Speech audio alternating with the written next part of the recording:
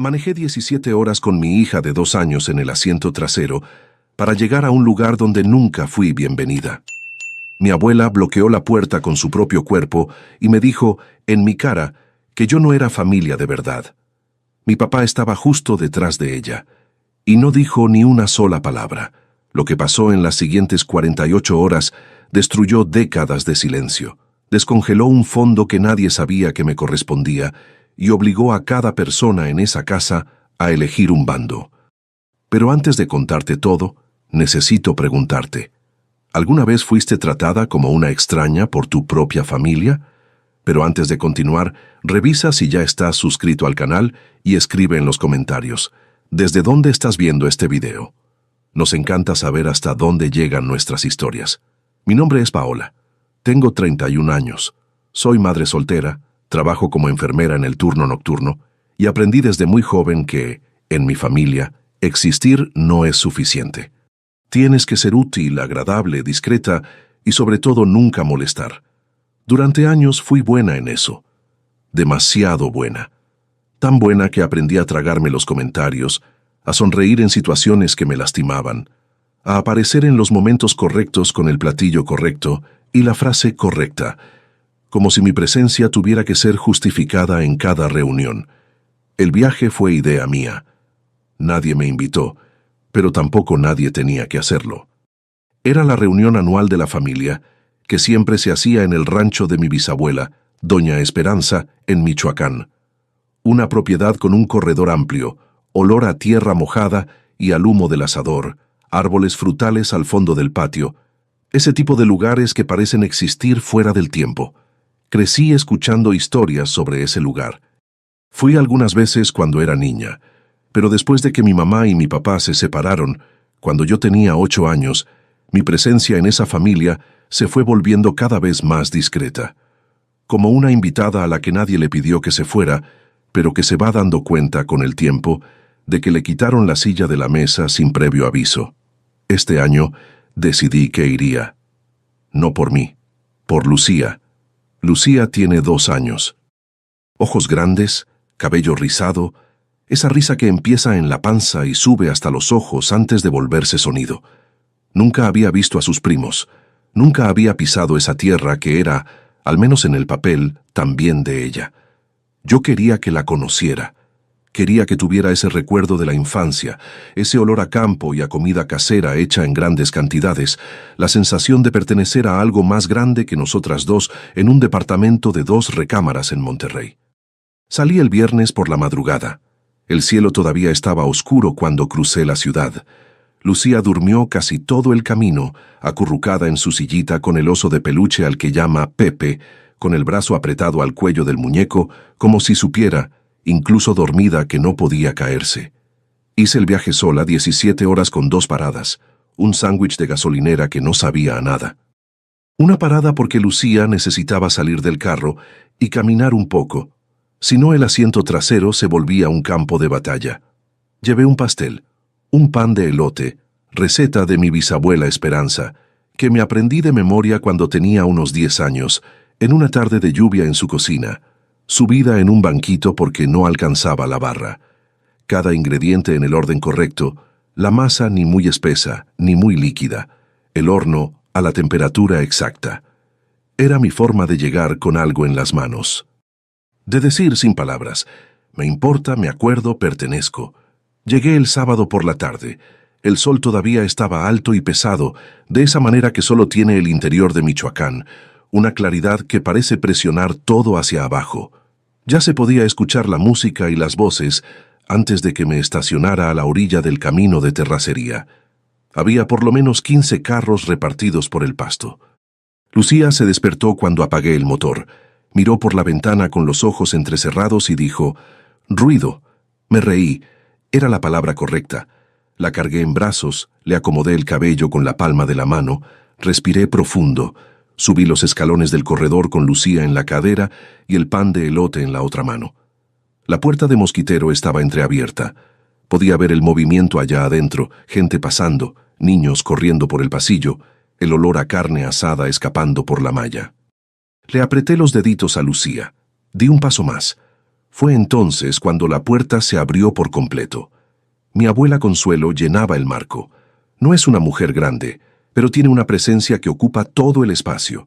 Se quedó parada ahí, mirándome, luego a Lucía, y después por encima de mi hombro como si estuviera revisando si yo venía acompañada de alguien más sin autorización.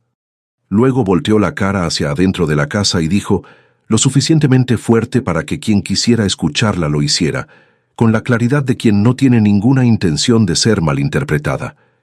¿Quién la invitó? Esto de aquí es una reunión de la familia de verdad. Me congelé. No fue la voz lo que me detuvo. No fue ni la frase. Fue lo que vino después. El silencio de todo el mundo que escuchó y no dijo nada. El sonido de la fiesta continuando allá adentro como si nada hubiera pasado. Y justo detrás de ella, a 3 pasos de distancia, la cara de mi papá, Arturo, de 57 años, mirando fijamente el piso de madera del corredor con un vaso de cerveza en la mano. Le di 5 segundos. Conté mentalmente, despacio. 1, 2, 3, 4, 5. No dijo nada. No levantó la mirada. No se movió ni un centímetro. Lucía escondió la cara en mi cuello. Ella no entendió la frase, pero entendió el tono. Los niños de 2 años entienden el tono antes que cualquier cosa, antes del vocabulario, antes de la lógica. Su cuerpo reconoció que ese no era un lugar seguro antes que yo. No grité, no discutí, no supliqué entrar a un lugar que aparentemente nunca fue mío de verdad. Acomodé a Lucía en mi cadera, bajé los escalones despacio, con la misma calma que aprendí en los pasillos de urgencias del hospital, donde el pánico es un lujo que nadie se puede dar. Dejé el pan de elote en el último escalón del corredor. No lo iba a cargar de regreso, y no iba a dejar que pareciera un gesto sin significado. Se quedó ahí como testigo. Caminé hasta el carro. La grava crujía bajo mis pies. Detrás de mí, la puerta de mosquitero se cerró de golpe con ese sonido seco de un resorte viejo. Nadie me siguió. Ni una voz, ni un paso, ni un nombre llamado desde el pasillo. Puse a Lucía en su asiento. Le abroché el cinturón, me subí, puse las manos en el volante y me quedé parada por un largo minuto. El motor frío. El silencio del camino de terracería allá afuera. Mi hija me miraba por el espejo retrovisor con esa carita de niña que está procesando el mundo y todavía no tiene palabras para nombrar lo que siente. «Mamá», me dijo, bajito. «Aquí estoy», le respondí. Y era la verdad más entera que tenía para ofrecer en ese momento. Manejé un par de kilómetros, me detuve debajo de un árbol de mango a la orilla de la carretera, donde el acotamiento era lo suficientemente ancho, apagué el motor y agarré mi celular. No llamé a mi papá, no llamé a Consuelo, no llamé a ninguno de los primos o tíos que estaban allá adentro riendo y comiendo mientras yo bajaba esos escalones. Pasé por todos los nombres sin tocar ninguno, hasta llegar al que necesitaba. Llamé a mi bisabuela Esperanza, de 84 años, dueña de la propiedad, la matriarca de la familia, la mujer que me enseñó la receta del pastel que había dejado en el piso de su corredor. La bisabuela Esperanza contestó al tercer timbre. Su voz era pausada, un poco ronca, de esa manera de quien se acaba de despertar de una siesta de la tarde. Había pasado por una cirugía de rodilla 3 semanas antes y se estaba recuperando en casa de una de sus hijas, a unos 40 kilómetros de ahí. Ella no estaba en la reunión.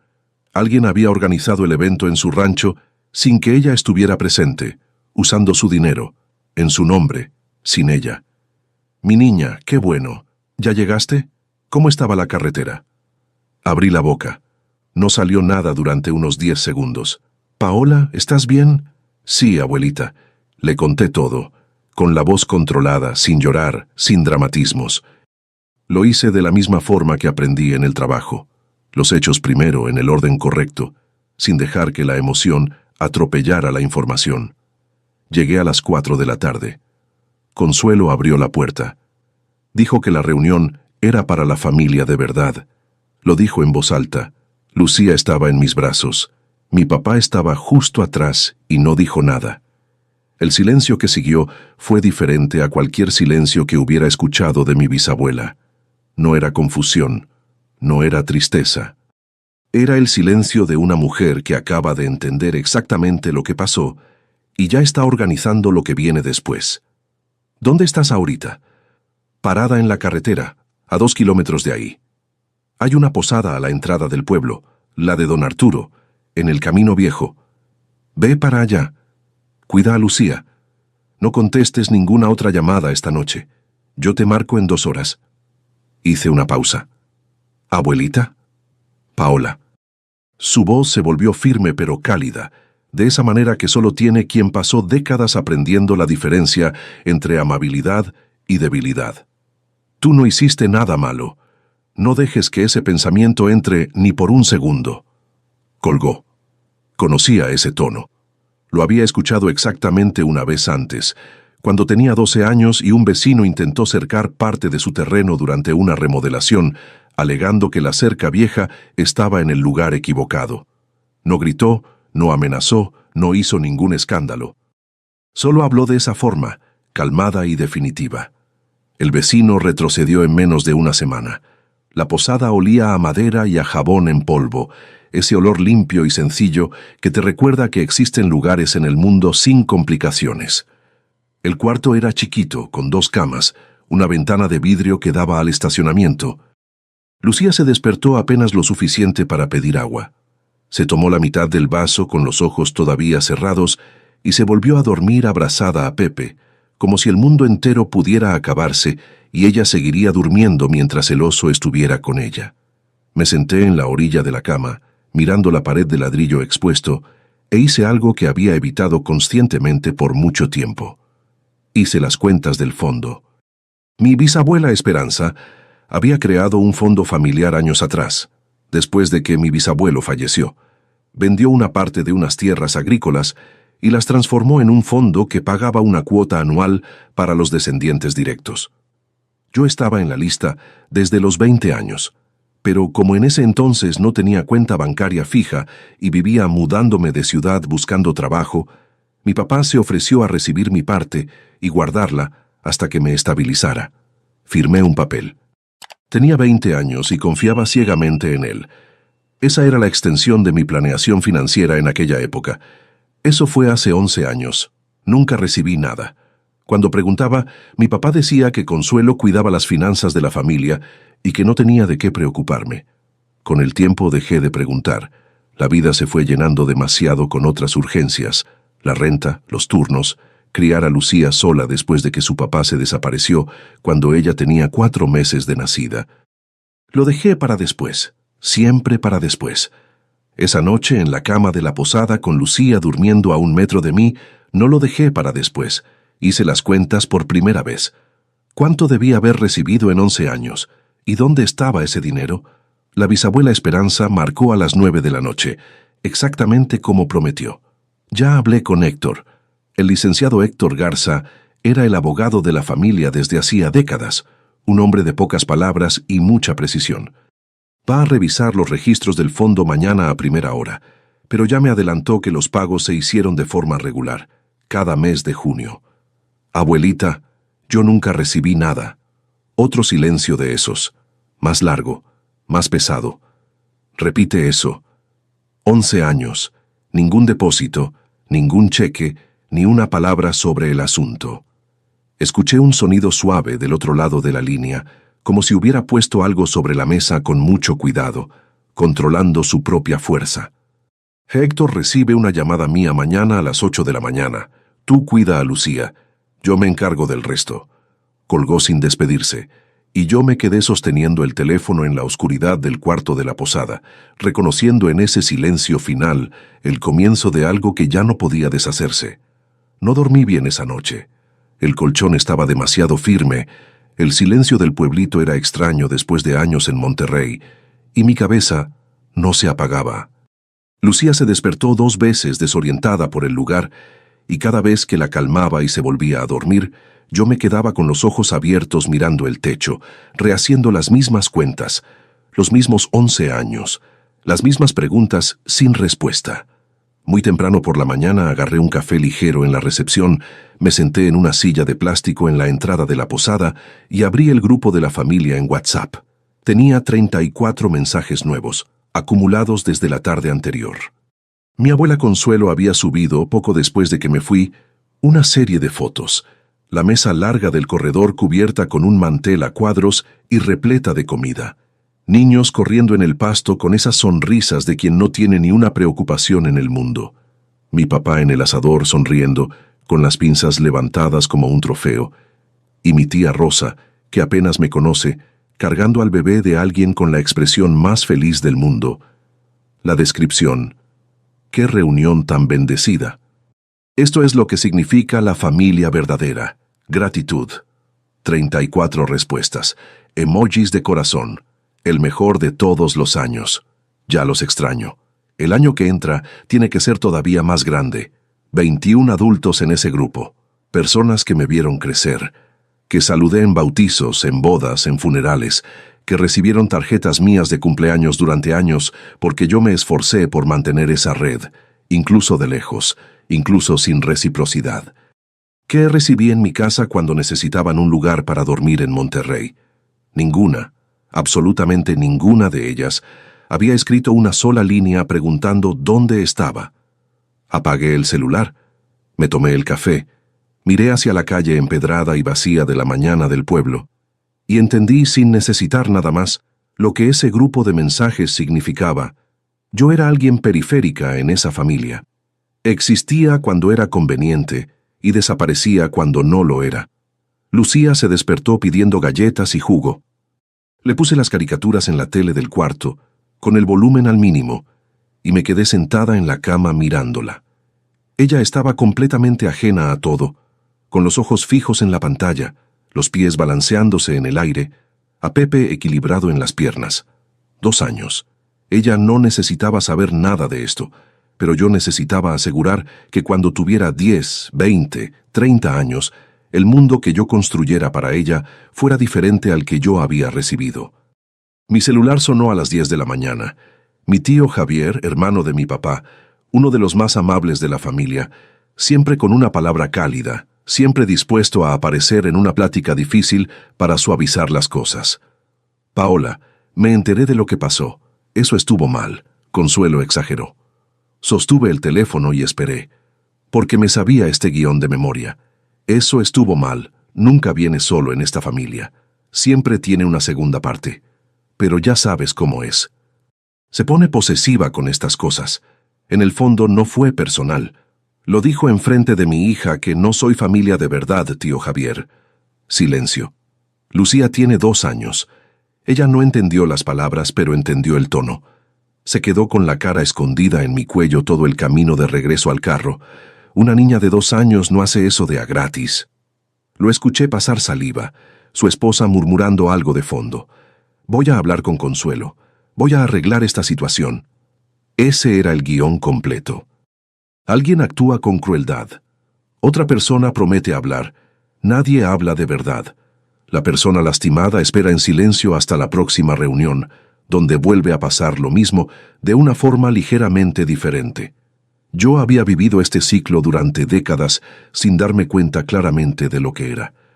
No hable con ella por teléfono, tío. Párese enfrente de ella. Hay una diferencia. No supo qué responder. Colgó con un «voy a ver qué puedo hacer», que era exactamente un «voy a hablar con ella» con otras palabras. Esa tarde, mientras Lucía tomaba su siesta después de comer, me marcó la bisabuela Esperanza. Héctor revisó los registros. Los pagos se hicieron todos los años, en junio exactamente como lo ordené. Pero la cuenta de destino es la de tu papá, Arturo, desde el principio. Yo firmé una carta de autorización cuando tenía 20 años. Lo sé. Él me contó en ese momento que tú se lo habías pedido. Pero lo que muestran los registros es que el dinero entraba y salía de su cuenta en menos de una semana, cada año, sin excepción. ¿A dónde se fue después? Héctor no lo puede rastrear solo con los documentos del fondo. Cerré los ojos. Lucía respiraba profundo en la cama de al lado, esa respiración lenta y tranquila de un niño dormido, la única cosa en ese momento que parecía completamente correcta en el mundo. Abuelita, ¿cuánto es por persona, por año? 3,800 pesos cada junio. Hice la cuenta en silencio. 11 años. 41,800 pesos. Dinero que entró regularmente a una cuenta que no era mía, que salió rápidamente a algún lugar desconocido durante más de una década, mientras yo me privaba de cosas básicas pensando que simplemente no tenía de dónde sacar. Paola, aquí estoy. Tú cuida a Lucía. Yo me encargo del resto. No tuve noticias de la bisabuela Esperanza por el resto de ese día, pero yo podía sentir que algo se estaba moviendo, de la misma forma en que sientes llegar una tormenta antes de que el cielo cambie de color. Lo que supe después fue lo siguiente. El licenciado Héctor Garza pasó toda la tarde revisando los registros del fondo, año por año, con la atención meticulosa que lo hacía ser el abogado de la familia desde hacía tanto tiempo. El patrón era claro y consistente. Los depósitos llegaban a la cuenta de mi papá en junio. En menos de una semana, el dinero desaparecía, retirado o transferido a algún destino que los registros del fondo no alcanzaban. Esperanza escuchó el reporte completo sin interrumpir ni una vez.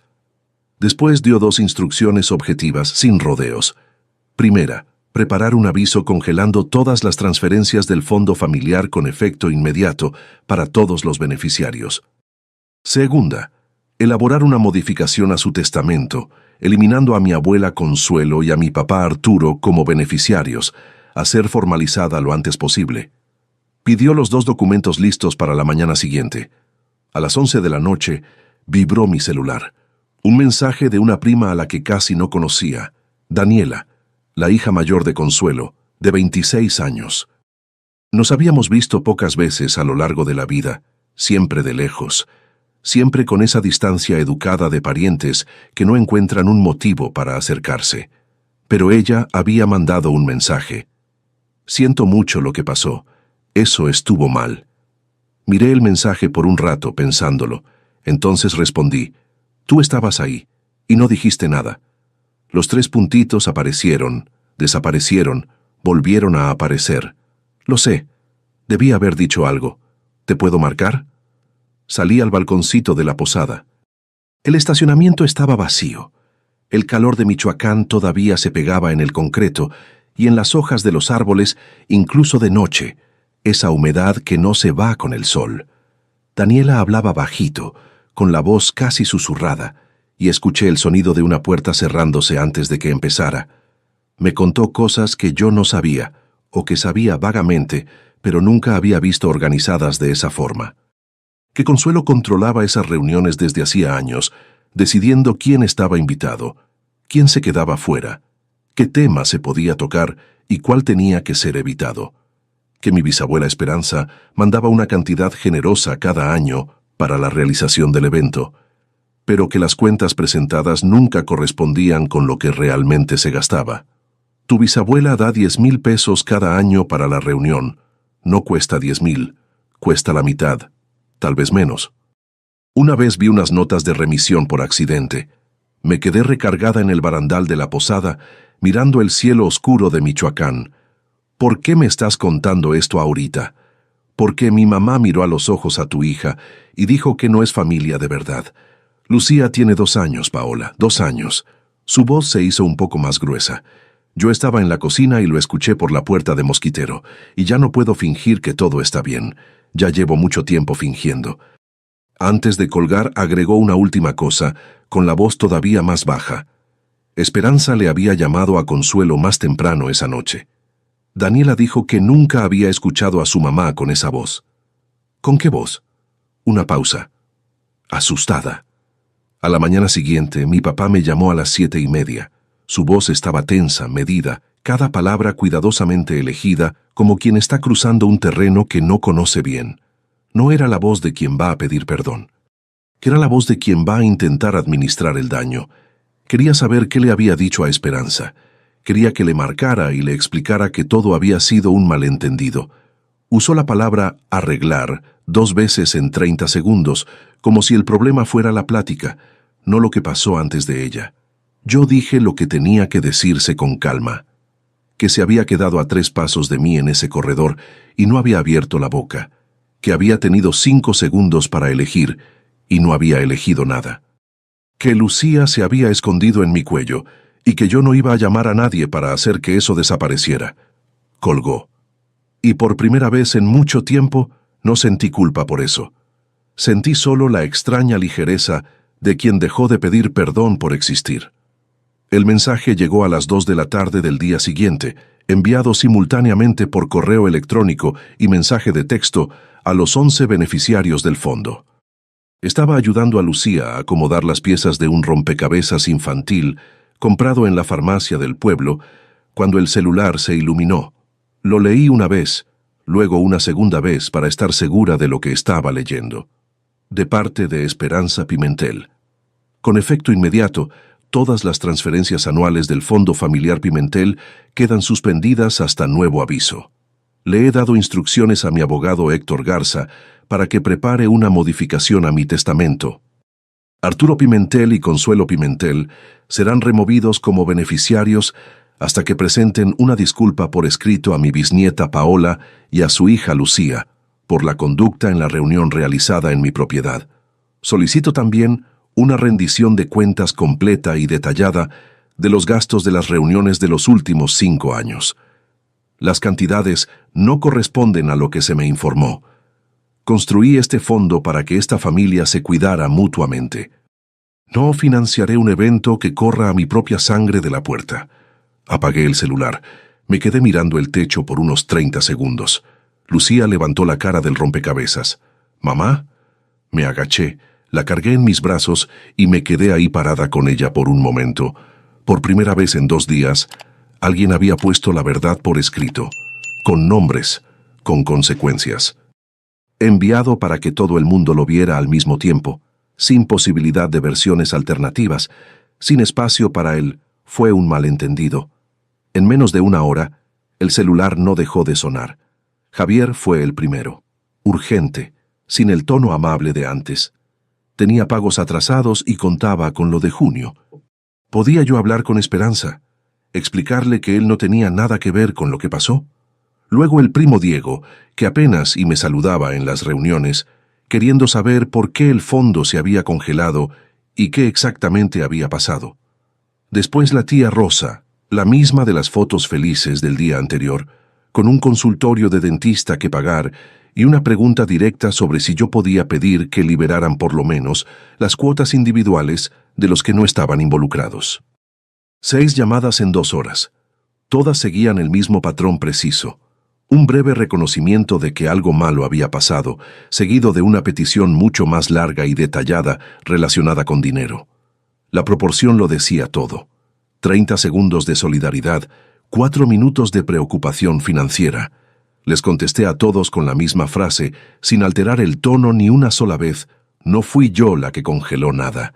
La que congeló todo fue la abuelita Esperanza. Y lo hizo porque nadie dijo ni media palabra cuando a mi hija le dijeron en la puerta de su casa que no era familia. Después de la 6ª llamada, apagué el teléfono y no volví a contestar.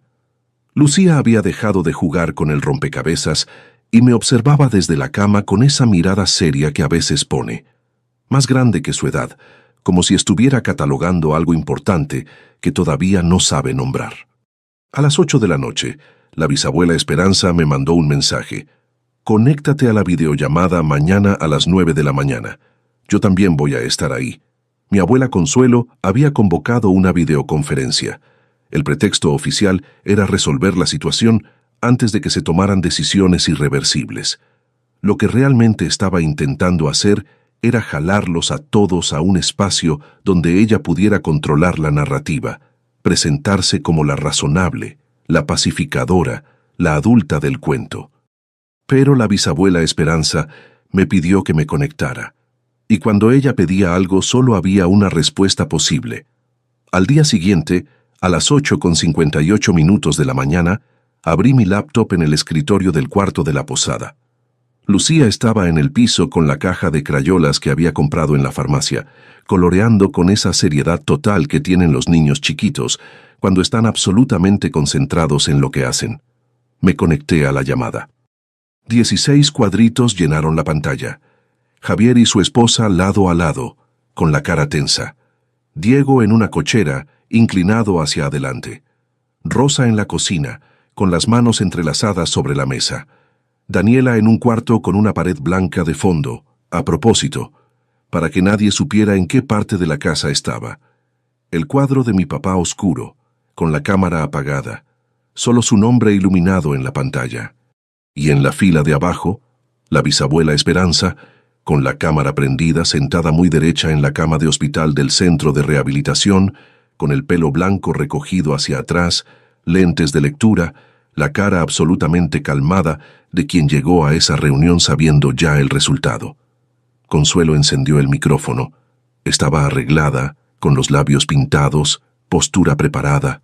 Empezó hablando de un malentendido, que no pretendía lastimar a nadie, que la reunión era para la familia más cercana y que la comunicación tal vez no había quedado clara.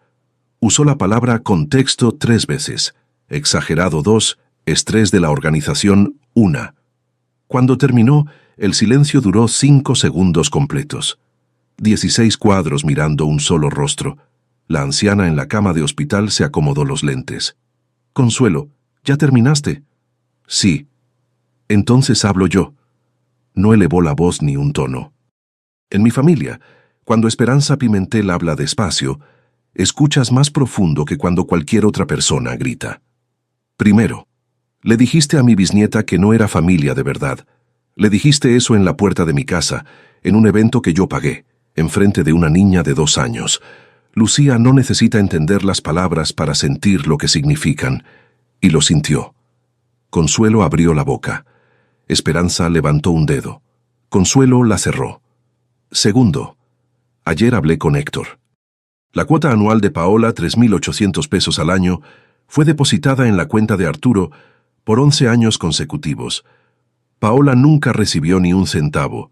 41.800 pesos entraron a esa cuenta y desaparecieron. A Javier se le abrieron los ojos de par en par. Rosa se tapó la boca con la mano.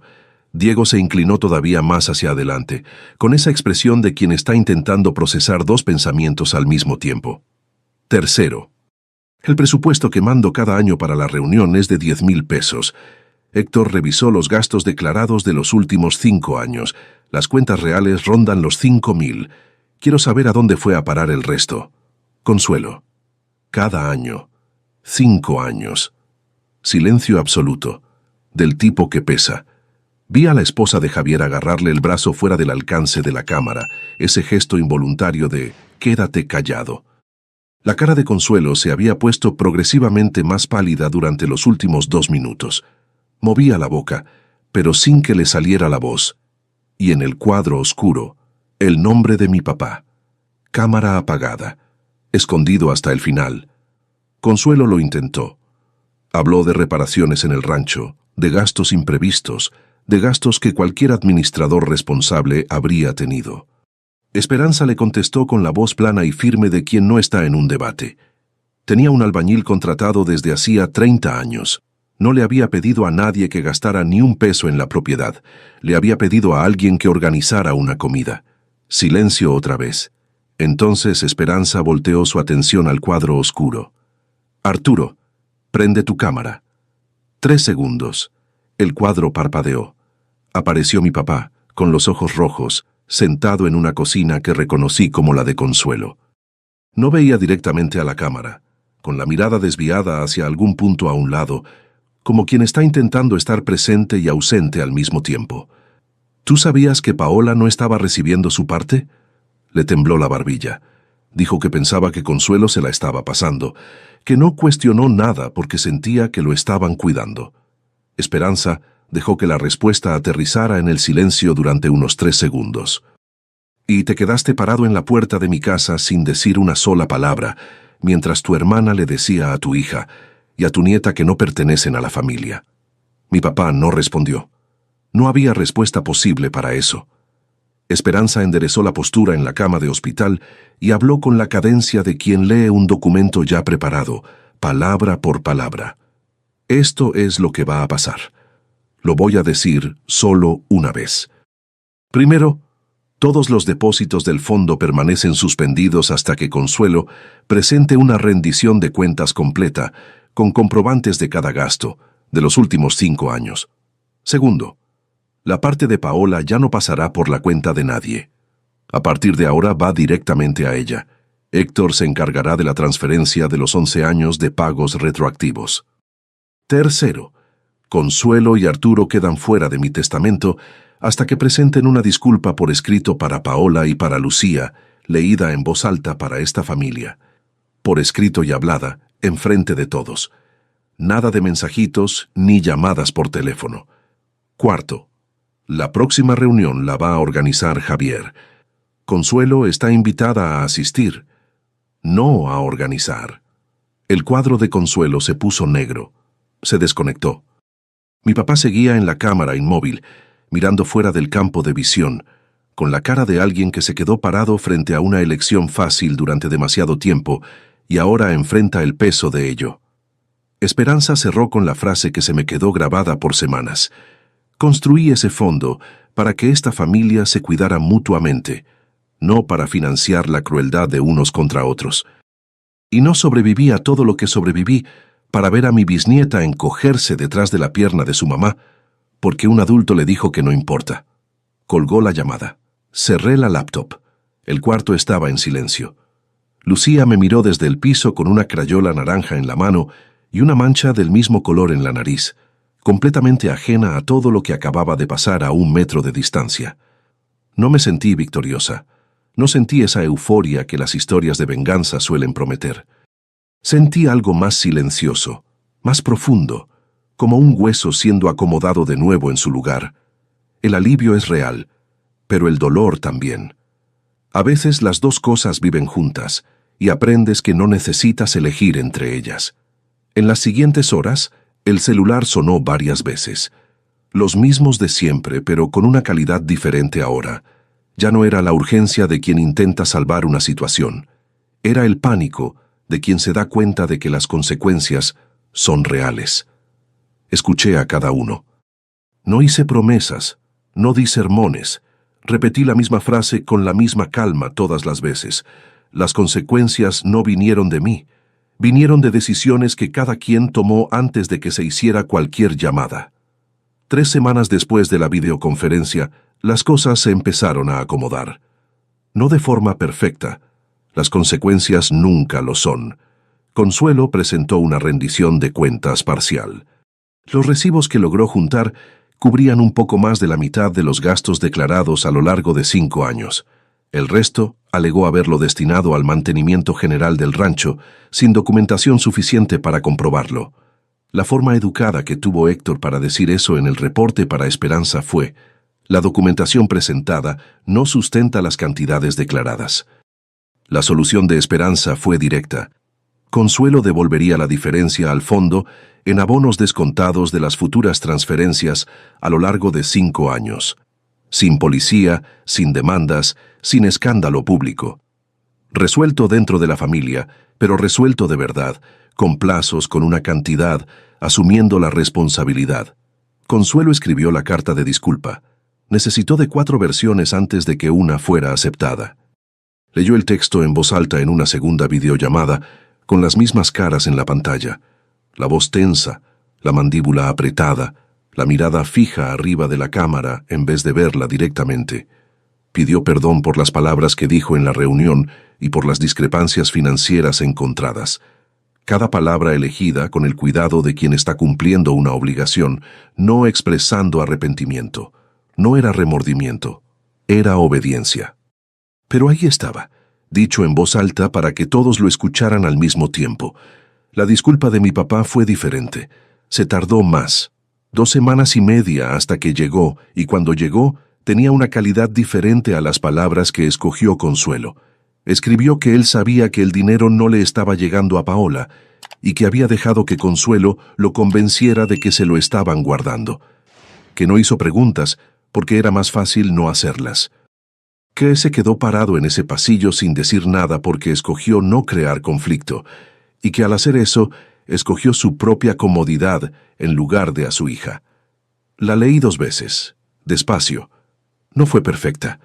Todavía tenía huecos, todavía había cosas no dichas. Pero fue la cosa más honesta que mi papá me ha dicho en muchos años, tal vez en toda mi vida adulta. A veces el principio de algo real es así, incompleto y torpe, pero presente. El dinero me llegó a la cuenta unas semanas después. 41.800 pesos, transferidos directamente por Héctor. No festejé, no se lo conté a nadie. Fui al banco al día siguiente y abrí una cuenta de ahorro a nombre de Lucía. Cada centavo. Ella lo va a necesitar cuando llegue el momento, y por lo menos este dinero le va a llegar a ella de la forma en que siempre me debió haber llegado a mí. En agosto, mi papá me llamó un miércoles por la tarde. Su voz sonaba diferente, más bajita, más lenta, con ese peso de quien está aprendiendo a caminar de nuevo después de una fractura larga. Se había salido de la casa de Consuelo, donde vivía desde hacía años pagando una especie de lealtad permanente, y estaba en un cuartito de una casa de huéspedes sencilla en su ciudad. Estaba buscando trabajo. «¿Puedo ir a visitarlas a ti y a Lucía?» Me quedé parada mirando por la ventana de la cocina. El patio de enfrente, los árboles de la calle, empezando a cambiar de color con el otoño de Monterrey. Después de un momento, le respondí: «Puedes, pero no para fingir que no pasó nada». «Lo sé». Vino un sábado, a 4 horas de viaje. Llegó sin extravagancias, solo con una bolsita de manzanas y una caja de galletas que yo sabía que a Lucía le iban a gustar. Solo presencia, sin intentar compensar nada. Lucía lo recibió con la seriedad evaluativa que los niños pequeños tienen con la gente nueva o que ven poco. Se quedó parada en el pasillo, agarrando a Pepe de una oreja, estudiando su cara con esa concentración total. Entonces le preguntó, directamente, sin filtros: «¿El abuelito se enoja?» Mi papá abrió la boca. La cerró. Se le pusieron los ojos rojos antes de que le saliera alguna palabra. Se hincó para quedar a su altura y le dijo que no, que el abuelito quería ser bueno con ella, que lo estaba intentando. Lucía consideró la respuesta por unos segundos con esa expresión seria. Después le extendió a Pepe. Una niña de 2 años no guarda rencor. Ella solo observa, decide y actúa con una honestidad que los adultos se pasan la vida entera intentando recuperar después de haberla perdido. Mi papá agarró el oso con un cuidado que me partió el corazón, de una forma que duele y alivia al mismo tiempo. Esa noche, después de que se durmió, me senté con mi papá en la mesa de la cocina y le dije lo que tenía que decirle sin rodeos. Que podíamos reconstruir las cosas, pero que necesitaba que él me eligiera cuando fuera difícil, no nada más cuando fuera conveniente. Que la próxima vez que hubiera una puerta y una elección, necesitaba que se quedara del lado correcto. No dijo nada por un rato. Después asintió despacio con ese gesto de quien entiende el peso completo de lo que está aceptando. Todavía no es fácil. Ahora hablamos todas las semanas. A veces fluye, a veces hay que tener cuidado, como si caminaras sobre un piso fresco. Pero él aparece, y aparecer cuando pasaste años sin hacerlo es el comienzo. La bisabuela Esperanza me llamó la semana pasada. Me dijo que va a estar en la próxima reunión, con su prótesis nueva y todo, que Javier la está organizando y que quiere el mismo mantel de cuadros en la mesa del corredor. Me pidió que llevara el pan de elote. Le dije que lo llevaría. A la tarde siguiente, Lucía me jaló del dedo mientras yo doblaba ropa y me preguntó si íbamos a ver a la familia otra vez. Me agaché para quedar a su altura. «Sí, mi amor». Se quedó pensando un segundo. «¿Y esta vez sí nos dejan entrar?» Le agarré la carita con las 2 manos. «Esta vez no hay nadie esperando para cerrarnos la puerta». Sonrió, recogió a Pepe del piso y se fue a jugar, ya pensando en otra cosa, de la forma en que lo hacen los niños cuando el mundo está en orden. Cuento esta historia no por la parte del dinero, no por la videoconferencia, ni por la satisfacción de ver que alguien asuma las consecuencias. La cuento porque alguien allá afuera necesita escuchar que irse no es debilidad. Es el primer límite que trazas cuando entiendes que tu valor no tiene que ser probado en una puerta cerrada, que decir la verdad no es manipulación, especialmente cuando se la dices a quien realmente necesita saberla, que el silencio ante la crueldad es una elección y que quien lo hace decide, en ese exacto momento, de qué lado está. Manejé 17 horas con mi hija de 2 años en el asiento trasero. Llevé un pastel hecho con amor y me detuvo alguien que decidió que yo no era suficiente, al lado de alguien que decidió que su silencio valía menos que el valor de hablar. Pero debajo de ese árbol de mango a la orilla del camino, hice una llamada, dije la verdad, y la verdad hizo el resto. A veces de eso se trata. A veces basta con una persona, una que dice, fuiste tratada injustamente, una que hace algo al respecto. Yo tuve a la bisabuela Esperanza. Espero que tú también tengas a alguien así. Y si todavía no lo tienes, espero que esta historia te recuerde que tienes el derecho de buscarlo. Ahora, si te gustó esta historia, haz clic en suscribirte y dime en los comentarios qué parte te dejó con la boca abierta. Y no olvides unirte como miembro para tener acceso a videos exclusivos que no subo aquí. Te espero por allá.